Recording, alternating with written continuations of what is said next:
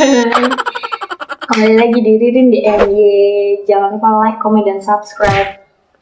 Kali ini kita bakal ngebahas cerita cinta lanjutan dari part 1 cerita cintaku. Tapi sekarang namanya diganti jadi Sharing with Ririn. Oke, karena kemarin masih ada beberapa pertanyaan yang belum kejawab, aku jawab di segmen 2 ini ya.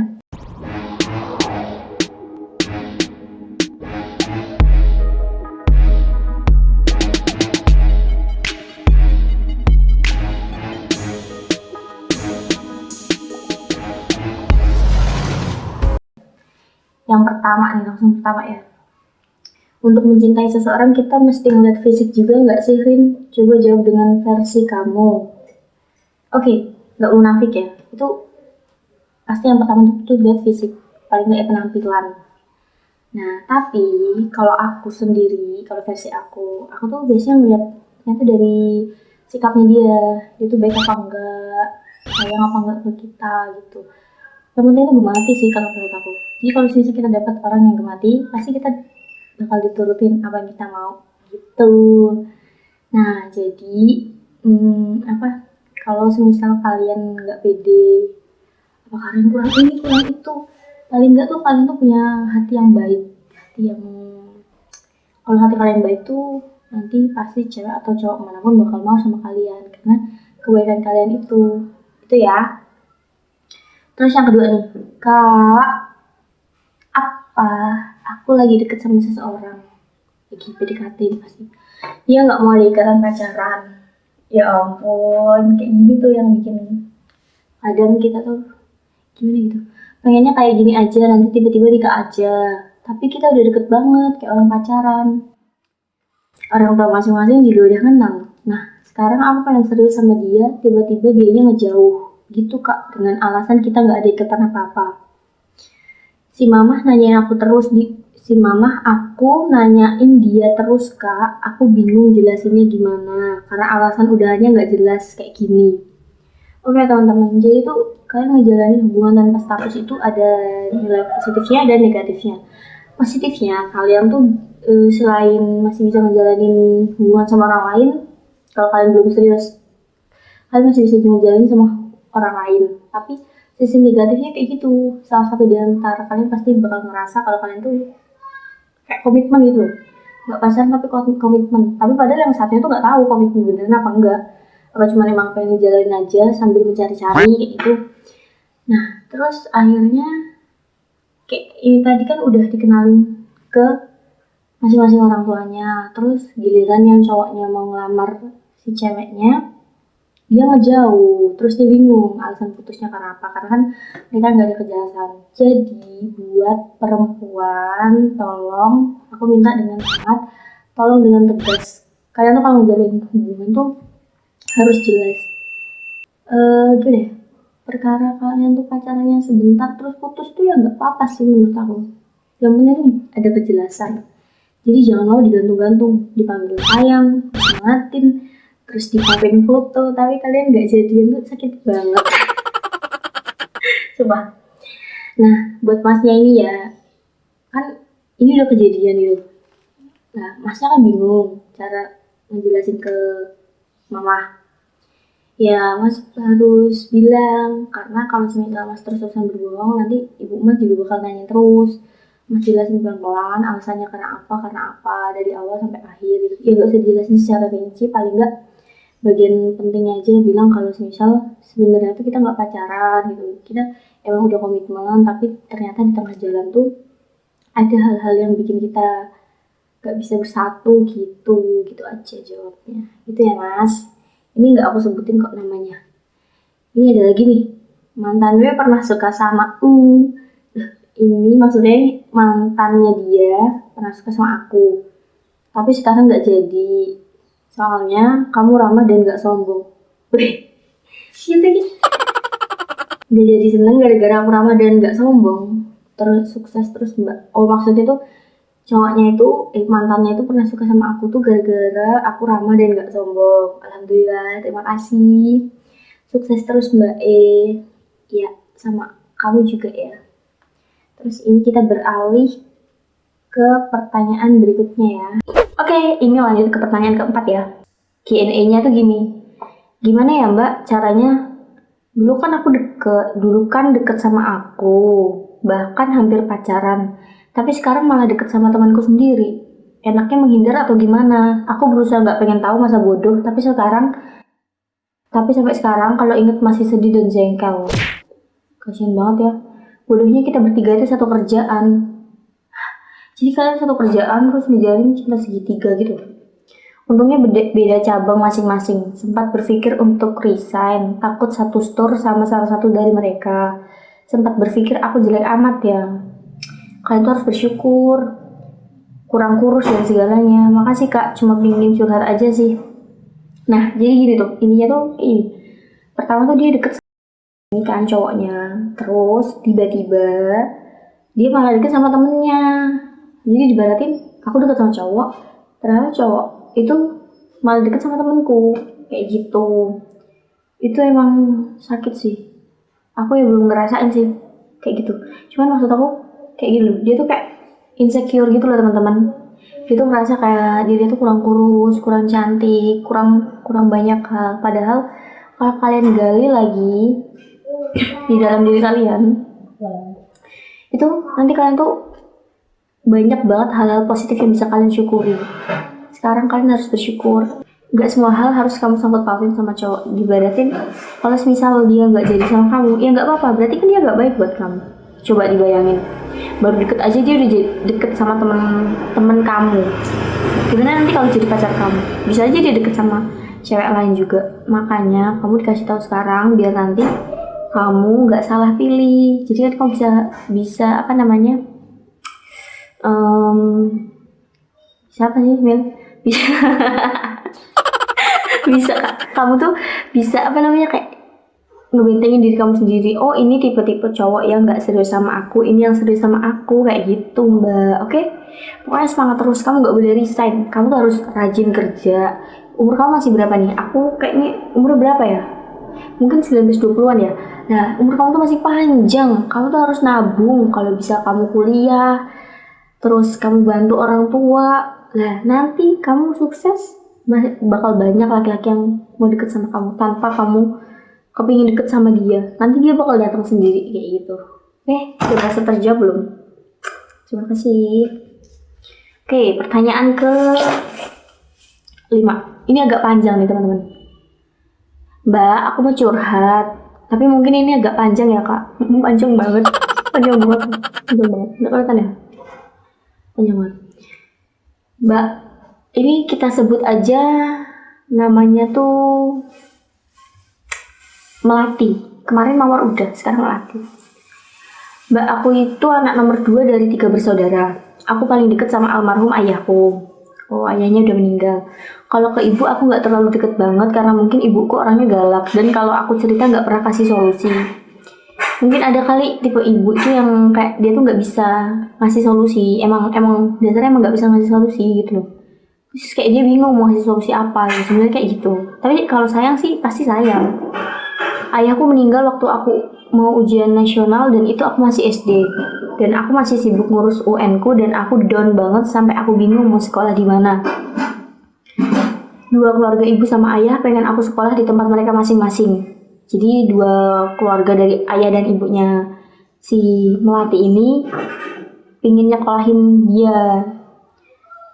Terus tapi aku milih di daerahku yang berarti keluarga dari ayahku. Akhirnya si Melati milih disekolahin di daerah ayahnya. Terus dari keluarga ayahnya maksudnya, daerahnya sendiri. Karena keluarga ayahku pengen nyekolahin aku dan aku percaya. Tapi sampai aku masuk SMP ternyata keluarga ayahku cuma omong doang buat nyekolahin aku. Dan di titik dimana menurutku sekolah nggak menyenangkan karena aku kadang bayar molor terus sampai dikejar-kejar ketua OSIS. Karena aku nggak mau bebani ibu. Sampai aku SMA dan bodohnya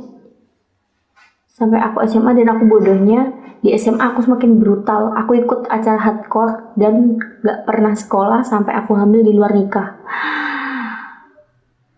Astagfirullahaladzim. Tapi aku gak mau gugurin mbak karena aku udah nanggung dosa gede. Dan aku minta tanggung jawab dianya ngilang. Aku samperin ke rumahnya dia gak ada. Aku ngomong ke ibuku walaupun aku takut ibuku marah besar. Dan di situ aku sempat nggak mau makan dan nangis berhari-hari. Memang itu salahku, aku tahu banget bodoh aku. Karena aku nggak bisa terbuka ke ibu aku. Aku orangnya lebih suka mendem sendiri dan berusaha nyelesain masalah sendiri. Ini nggak baik ya gengs, kalau kalian nyelesain masalah sendiri tanpa minta solusi dari orang tua, temen, atau kerabat kalian. Gimana ya mbak biar aku kadang bisa terbuka ke orang tuaku, sedangkan ketakutanku ke ibuku lebih besar. Mencoba segala cara agar aku bisa care ke ibu seperti cewek lainnya, tapi aku nggak bisa.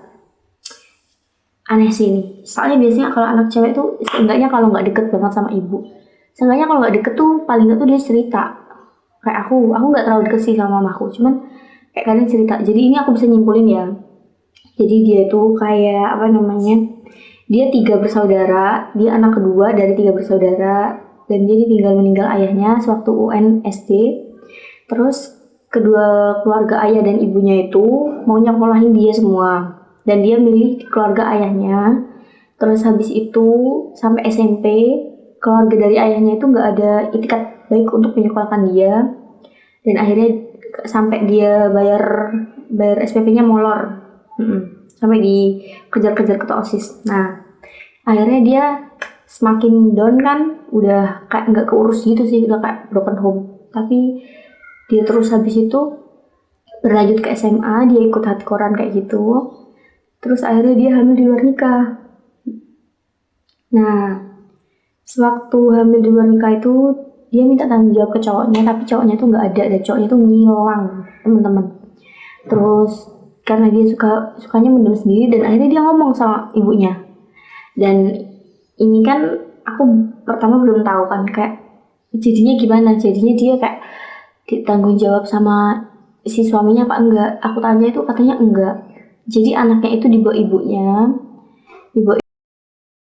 dan dia di sini kerja. Dan dia udah pernah nikah lagi setelah itu. Terus setelah nikah lagi tuh dia mendapat KDRT.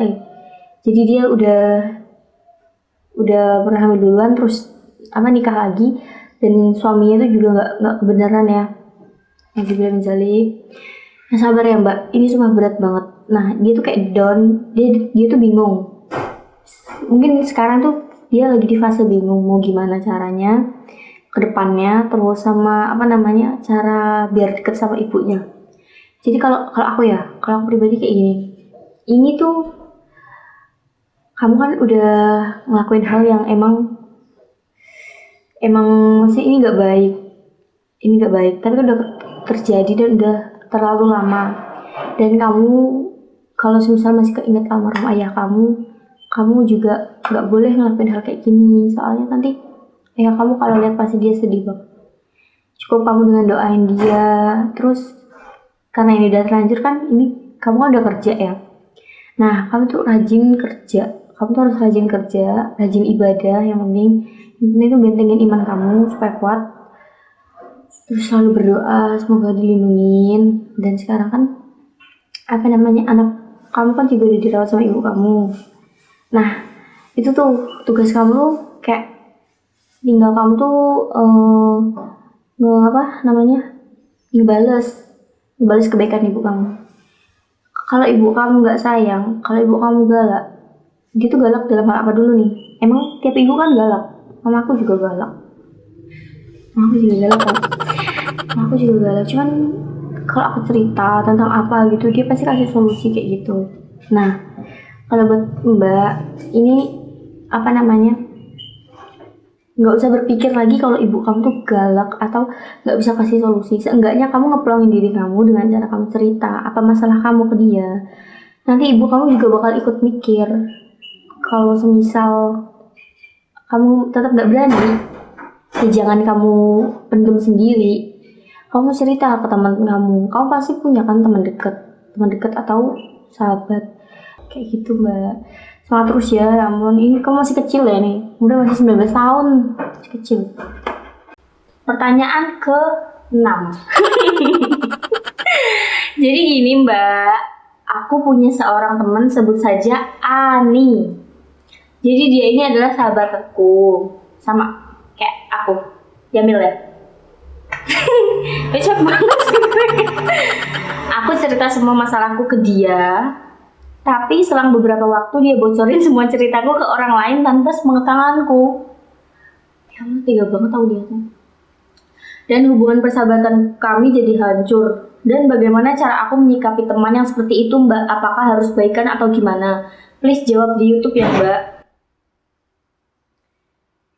Please jawab di YouTube ya, Mbak. Nama IG ku nggak apa-apa disensor, nggak disensor, terserah Mbak Ririn aja. Oke, ini pertanyaan dari Sandi0606. Dia itu juga salah satu subscriber aku, followers aku, yang selalu setia dari awal aku nge-YouTube sampai sekarang. Dia selalu support aku banget. Sebelumnya aku terima kasih banget ya sama Sandi. Nah, ini jadi kan ceritanya gini ya. Dia tuh punya sahabat, terus dia tuh curhat ke sahabatnya, tapi sahabatnya itu malah nyeritain ke orang lain. Nah, jadinya tuh kan dia tuh bingung nyikapinnya harus kayak gimana kan. Seumpama itu kejadian ke aku. Itu mungkin aku bakal tetap baik sama si Ani ini, cuman rasa percayanya agak dikurangin, agak beda lah, kan dari yang awalnya aku percaya banget dan semuanya aku ceritain ke dia, sekarang tuh nggak aku ceritain ke dia gitu. Soalnya apa? Jadi kan kita udah tahu sifat dia itu kayak apa, kita kan udah tahu ya. Jadi tuh kayak ya udah kita tetap baik sama dia, kita maafin dia, tapi nggak usah cerita-cerita hal-hal pribadi kita ke dia gitu maksud aku. Ya paham? Paham? Ya cukup segitu ya Mas Sandi. Terus pertanyaan ke-7, ini bakal panjang-panjang guys curhatnya nih. Soalnya ini yang curhat ini para sobat ambiar. Curhat nih Mbak, aku ada temen kampus nih yang namanya A dan B. Itu suka sama aku, padahal dia berdua temenan deket dan B itu udah punya pacar. A sama B temenan, si B udah punya pacar. Terus, nah sekarang si B sama ceweknya itu kayak hubungannya udah gantung gitu loh. A sama B temenan, si B udah punya pacar dan si B hubungannya gantung. Terus sekarang si A itu sekarang malah jadi deket sama si ceweknya si B. Jadi tuh berteman, si B udah punya pacar tapi hubungannya renggang. Terus si A ini ngedeketin ceweknya ini. Sering main ke kosannya, bukan ngedeketin, maaf ya. Sering main ke kosan ceweknya. Dan sekarang temen-temennya B itu banyak yang munafik. Jadi A dan teman-temannya itu sekarang udah gak deket sama si B. Jadi si A sama si B itu dia udah gak deket lagi sekarang. Nah terus lagi malah jadi CS-nya cewek itu. Oh jadi si A itu malah jadi teman deketnya si ceweknya si B. Karena hubungannya si B tadi kan udah renggang ya. Terus padahal aku penelitian bareng si A. Oh padahal yang curhat ini penelitian bareng si A. Dan kalaupun dia beneran deket sama cewek, kalaupun dia beneran deket sama ceweknya si B, terus gimana dong? Gak nyangka dong akunya, masa sih dia sejahat itu? Padahal si cewek itu orangnya suka neror gitu. Sedih banget, gak nyangka aja.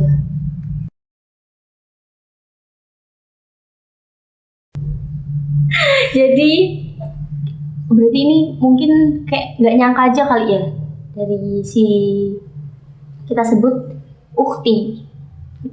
Kita sebut si Ukti. Jadi si Ukti ini nggak nyangka kalau misal si A itu deket sama ceweknya si B, karena si B ini hubungannya udah renggang kayak gitu ya. Ini temen aku juga sih, temennya